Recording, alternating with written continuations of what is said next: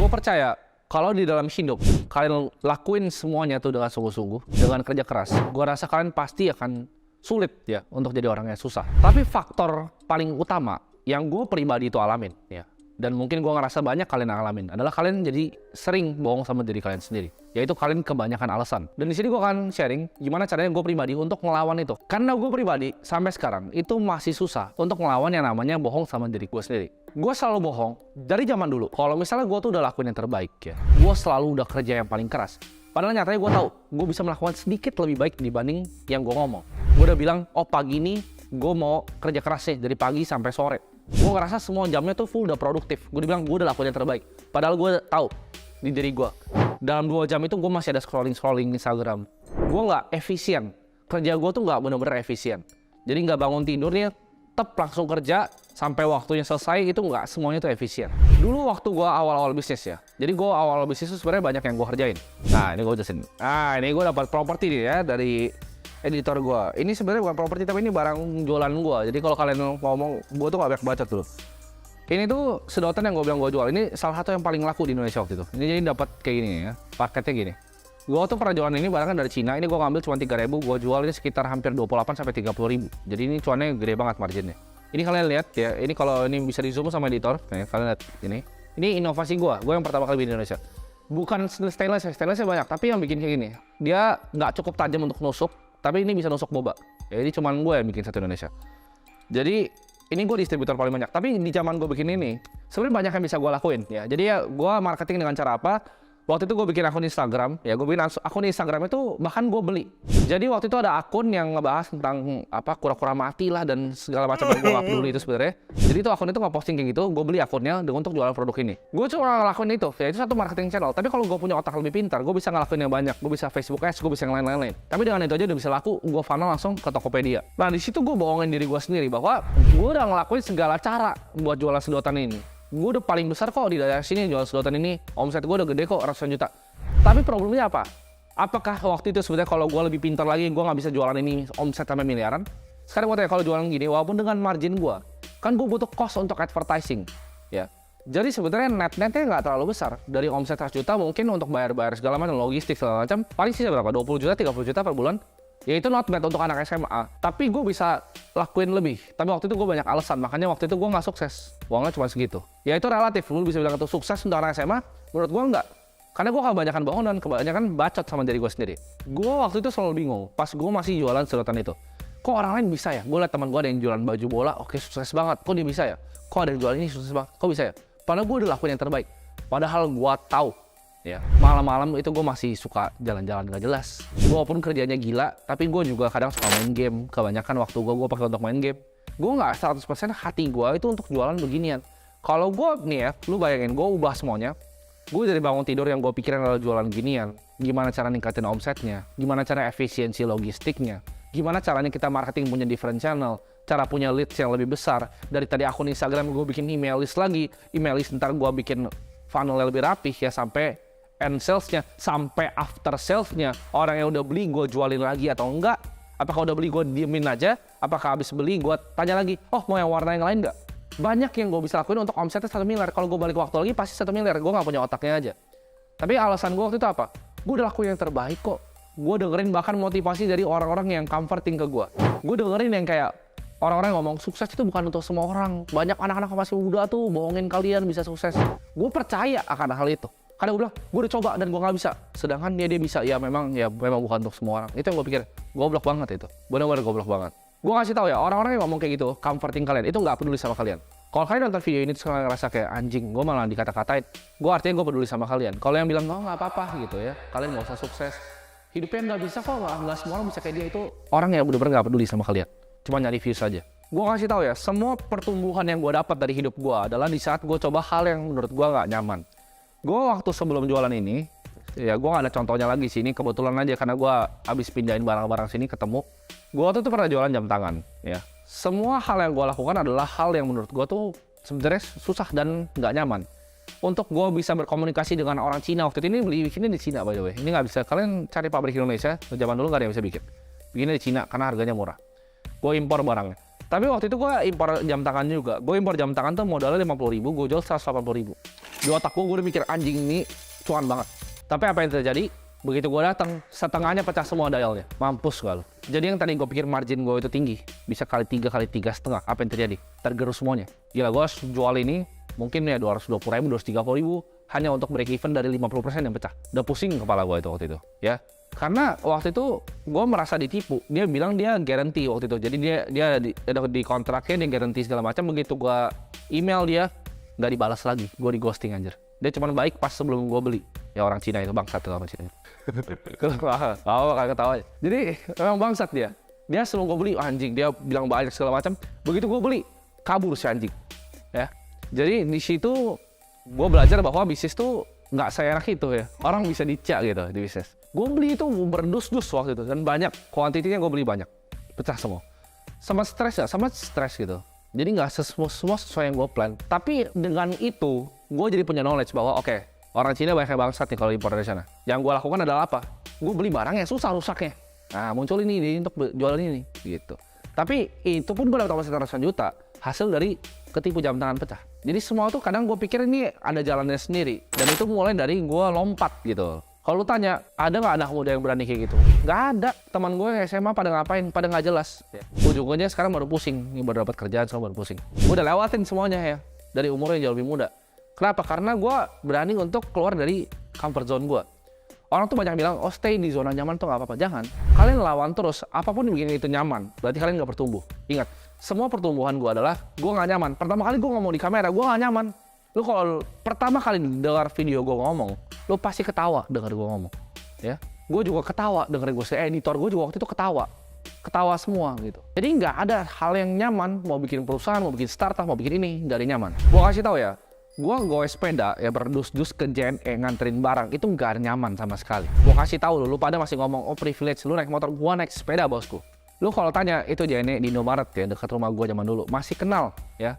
Abangnya sampai sekarang liat muka gue masih kenal. Kemarin gue baru ini cerita asli, gue kemarin beli kacang. Gue naik McLaren, gue beli kacang. Abangnya bilang, wih pertama kali ini ada mobil bagus beli kacang. Dia sampai bingung. Gue bilang, bang ini gue yang dulu naik sepeda sini. Dia bilang, oh itu ya Timothy. Masih ingat tukang kacangnya itu bahkan. Jadi gue pulang dari JNE, itu gue selalu pulang beli kacang 6.000. Nah itu kan semuanya cerita yang orang lain nggak tahu gitu. Nganter ke JNE, dapat ditipu barang segala macam. Orang lihatnya, oh sekarang Timothy enaknya bisa jalan-jalan keliling dunia, kaya gitu kan, umur 22 tahun, punya mobil, punya jam tangan, semua segala macam, semuanya bisa punya gitu, punya apartemen segala macam. Tapi yang kalian nggak lihat apa? Proses zaman dulu kan. Orang terlalu fokus pada resultnya. Jadi saran gue dari kalian adalah kalian kerja sangat keras, sampai kalian dibilang anak dari bapak yang kaya, padahal enggak gitu. Itu menurut gue kalau ada yang bilang kayak itu pujian untuk gue. Berarti nggak sampai di otaknya. Level gue tuh nggak sampai di otaknya. Karena di saat lu pada semua masih main gundu, gue udah ditipu orang Cina. Ya, lu pada masih main gundu. Dan lu bingung kenapa gue kaya. Terus alasan lu, bapaknya kaya. Nah itu gue bilang tadi, jangan banyak alasan. Itu kebohongan di diri lu sendiri bahwa hidup lu adalah hidup pecundang. Hidup sampah yang nggak ada gunanya. Itu dia. Kenapa lu di sana dan gue di sini? Gitu. Kenapa lu lihat tembok lu jelek, tembok gue kayak gini marmer? Karena zaman dulu, lu masih main gundu. Itu jawabannya. Balik ke poin pertama gue, jangan banyak alasan. Gue kasih tahu ya, musuh terbesar kita sendiri adalah dalam diri kita sendiri. Contohnya apa? Nanti hari Senin aja. Nanti tunggu ini, nanti tunggu itu. Itu musuh terbesar. Caranya kalian patahin itu. Gue kasih tahu ya. Cara gue nih, cara gue. Gue percaya motivasi itu harus internal, nggak bisa eksternal. Jadi lu nggak bisa dimotivasin sama gue. Lu mau download video gue nonton 1000 kali, lu goblok, pecundang, tetap pecundang. Yang bisa motivasin diri lu sendiri. Jadi gue nggak percaya motivasi. Adalah internal. Jadi lu cari alasan yang sangat kuat. Dan gue percaya kebencian itu adalah energi source yang paling kuat. Kalau orang tua lu pernah direndahin sama orang. Kalau lu pernah lihat orang tua lu susah mau masuk rumah sakit nggak bisa bayar, itu kebencian. Kok gue miskin ya? Ketika lu mau makan, mau senangin orang tua lu cari yang paling murah makanannya. Itu kebencian yang lu harus pakai. Itu jadi semangat untuk diri lu. Ya. Jadi itu jadi semangat untuk gue. Karena gue pernah nonton series di Netflix, Billions, kalau kalian pernah nonton. Pemeran utamanya namanya Bobby Axelrod, dia pernah bilang, hatred itu gue lupa exactly quotes-nya apa, tapi intinya kebencian itu adalah energy source ya, yang nggak bisa habis. Jadi kalau lu punya kebencian terhadap sesuatu, terhadap kondisi lu, situasi lu, atau orang bahkan yang rendahin lu pakai itu untuk terus ya. Itu jadi energi source yang nggak pernah habis untuk diri lu sendiri. Jadi jangan cuma ngomong gede, bilang, oh gue mau ubah kehidupan keluarga gue, tapi lu nggak ngapa-ngapain. Jangan cuma ngomong gede. Mau mulai bisnis aja so perfeksionis ya. Gue kasih tahu ya, you don't know what you don't fucking know. Bingung apa artinya itu? You don't know what you don't fucking know. Artinya adalah lu nggak tahu apa yang lu nggak tahu. Lu mau mulai bisnis. Oh kok tapi gimana caranya impornya? Ya lu mulai aja, coba pesan dulu dari Alibaba, AliExpress. Ntar juga kok gimana cara marketingnya? Gimana cara ini? Lu akan terus gimana caranya? Itu namanya esensi dalam bikin bisnis. Jadi nggak ada tuh framework bikin bisnis itu orang goblok yang ngajarin kalian. Nggak ada framework bikin bisnis. Lu akan belajar bikin bisnis ya. Di saat lu coba bisnis, ada nggak framework tipu orang Cina beli jam tangan? Nggak ada frameworknya. Ada nggak dicia sama partner dari belakang? Nggak ada. Ada nggak ditulis di kontrak lu terus ada begini-begini kena tipu? Oh lu harus pintar untuk pakai legal. Oh lu harus sebelum bikin bisnis tuh lu harus punya PT. Ya, kalau lu mau tarik ke rekening lu harus punya CV. CV itu ada Priva 4,8 M, itu nggak diajarin. Nggak ada itu. Bisnis framework nggak ada. Ya, itu learning by doing. Ini gue udah kayak PGI tinggi ya. Tapi intinya nggak ada framework yang bisa kalian ngajarin bisnis apapun di dunia ini. Ini kalian bisa cari ya. Ini quotes dari Naval Ravikant di Twitternya. Kalau ada orang apapun ngajarin kalian, oh bisnis tuh begini, bullshit. Gua kasih tau kalian semua, bullshit. Orang tuh terobsesi dengan, oh bisnis autopilot, ya kan? Framework untuk bikin bisnis pilot. Bisnis jalan, ownernya jalan-jalan. Siapa gua tanya? Gua tanya, siapa konglomerat di Indonesia yang ownernya jalan-jalan, bisnisnya masih jalan? Iya, bapaknya jalan-jalan, anaknya? Lo pikir anaknya nggak pegang bisnisnya? Nggak jadi direktur utama di perusahaannya? Nggak jadi komisaris utama di perusahaannya? Jadi, sistemnya kurang keren apa bisnis mereka udah konglomerasi? Kenapa anaknya masih kerja? Karena nggak ada. Dunia ini bukan sunshine and rainbow yang lo bisa autopilot, owner jalan. Gue jalan-jalan tiap hari pegang handphone, lo tanya aja tuh editor gue. Tiap hari gue pegang handphone, chatin orang. Sibuk gitu. Nggak ada bisnis jalan-jalan. Bullshit. Contoh, barang lu dicolong. Gimana? Ya bikin SOP. Bisnis tuh gue kasih tau bener-bener purely learning by doing. Lu dicolong nih. Bikin SOP, gimana caranya gue bisa nggak dicolong? Karyawan lu misalnya lu jualan apa nih? Lu jualan es krim. Lu jualan es krim keliling. Karyawan lu 3. Duanya itu dari 30 hari nggak datang 3 hari. Dia cuma datang 27 hari. Gimana caranya? Marahin dia, gamparin palanya, nggak bisa kan? Terkenal lo. Yang lu bisa lakukan adalah apa? Bikin SOP. Gajinya rendahin. Tapi setiap hari, tiap kali dia check-in pakai sistem masuk bahwa gue absen hari ini, dapat uang. Kalau dia penuhin 30 hari, totalnya lebih gede dari gaji awal dia. Jadi ada insentifnya. Bikin sistem, bikin SOP buat dia jadi karyawan yang efisien. Karyawannya nggak masuk, apakah salah karyawannya? Enggak, lu yang goblok sebagai pebisnis. Karyawannya lama bikin makanan, lu kira McD yang lama bikin makanan. Yang goblok siapa? Ownernya apa karyawannya? Pasti ownernya. Semua kesalahan karyawan adalah goblok dari owner. Jadi jangan banyak alasan, sebagai pebisnis juga jangan banyak alasan. Oh dia karyawannya colong, itu lu yang goblok. Oh dia karyawannya, lu yang goblok. Kalau udah paling mentok nih, gue bikin SOP tapi dia situ. Kenapa lu hire dia pertama kali? Lu yang interview kan, lu yang goblok gitu. Jadi semuanya tuh ujung-ujungnya lu yang goblok. Jangan banyak alasan dalam hidup, jangan banyak alasan dalam berbisnis. Kalau lu lihat di komen video ini, misalnya di bawah ada yang nyinyir, oh dia terlalu kasar begini ini, lu senyum. Ya lu senang. Jangan dibalesin. Gue lihat ada banyak dari lu yang kurang kerjaan ngebalesin. Ada yang bilang bapaknya kayak, oh dia bukan bapak. Nggak usah balesin. Kenapa? Karena kalau lu balesin, nggak ada fungsinya untuk dia dan untuk lu juga nggak ada. Debat kusir gitu. Debat sama orang goblok ya sama-sama jadi goblok. Yang lu bisa lakukan adalah apa? Senyum. Saingan gue kurang satu di dunia ini. Ya. Ada monyet baru gitu. Ini bukan saingan gue. Lu kira bisnis yang gede ya, semuanya bisa bikin gedung-gedung itu mulai dari gede? Enggak, semuanya mulai dari kecil, dari toko, digampar sama hidup, balik lagi, digampar lagi, balik lagi, sama gua, bikin bisnis digampar, balik lagi, bikin bisnis digampar, balik lagi. Banyak konglo udah bangkrut 2 kali, 3 kali, tapi mereka coba terus untuk mulai. Orang bakal coba banyak jatuhin lo, mau dari teman, mau dari keluarga, mau dari pacar, mau dari siapa, pasti banyak yang jatuhin lo. Tapi itu, whether lu jadi pecundang apa enggak, biarin jatuhin terus alasan banyak A, B, C, D, E, F, G, atau lu telan aja. Dia bilang, gue akan lakuin hal ini. Gitu. Orang banyak yang nanya gue, itu gimana sih caranya ngeliat market kayak lu? Gimana caranya bisa main kripto kayak lu, lihat saham kayak lu? Indikator apa sih lu pakai? Semua mau cari shortcutnya. Ini gue kasih tahu indikator apa yang gue pakai. Indikator yang gue pakai adalah ngeliatin market 9 tahun. Gue bilang tadi, kencing lu belum lurus, gue udah ngeliatin market. Setiap hari gue udah ngeliatin. Orang bingung, kok bisa sih begitu? Karena 9 tahun, gue udah ngeliat order book, udah tahu kalau udah flow dari sini itu dari mana. Itu makanan setiap hari gue, ya. Jadi jangan minta shortcut, jangan minta jalan pintas. Bisnis kok bisa begini, bisa sukses? Semuanya butuh proses. Jadi saran gue, hilangin semuanya, kesampingin semuanya. Alasan-alasan nggak berguna lo itu, telan aja. Own your fucking mistake. Kalau ada kesalahan orang, itu salah lo.